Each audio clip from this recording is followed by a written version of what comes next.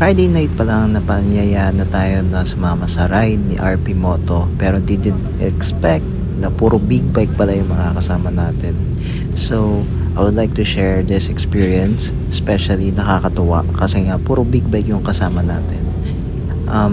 It's just, ayun, kumain tayo ng alikabok mula sa kanila. 100 sa speedometer natin is katumbas pa lang ng first gear nila, running to second gear, and this experience is a lot. And thank you, especially to this group, CB.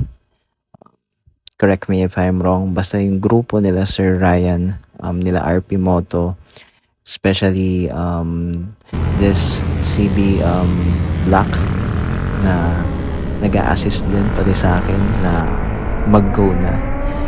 Siya yung tail sweeper or sweeper, sorry. Yes. So ayan, grabe yung mga tunog oh. Baka mga big bike yan. So yung ride na to ay papunta ng Boso-Boso.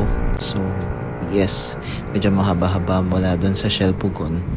Pero grabe, ang dami ko din nakitang ibang grupo doon. Iba't ibang grupo rather na doon yung meetup place nila. Solid, grabe. Tsaka ang daming mga promoters. Grabe yung mga nila, mga motor pati. And may Hayabusa doon, kulay brown. Grabe, solid. Bomba pa lang. Pak. So, dito, grabe, sobrang saya talaga. Hihingi tayo ng bomba.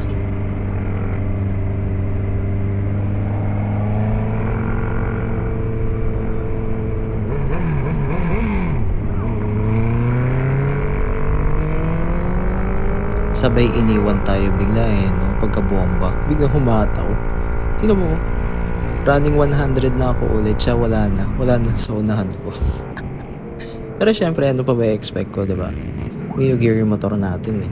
Hindi naman to pati kargado. Siguro kung kargado at somehow, makakabuntot-buntot tayo na maayos. Pero syempre, hindi lahat ng, or hindi ko naman sinasabi na porket kargado ay makakabuntot tayo sa big bike. Syempre, somehow lang. So, yun lang. No hate, just ride. Keep safe and ride safe sa ating lahat. Iwas-iwasan ng pagiging kamote sa daan. Baka anihin ka sa tabi ng daan. Tapos, ayun. Basta mag-ingat kayo lahat mga tol. Chill ride lang. Makakarating tayo lahat sa ating pupuntahan. Tapos, iwas-iwasan yung init ng ulo. Alright. Ingat ang lahat.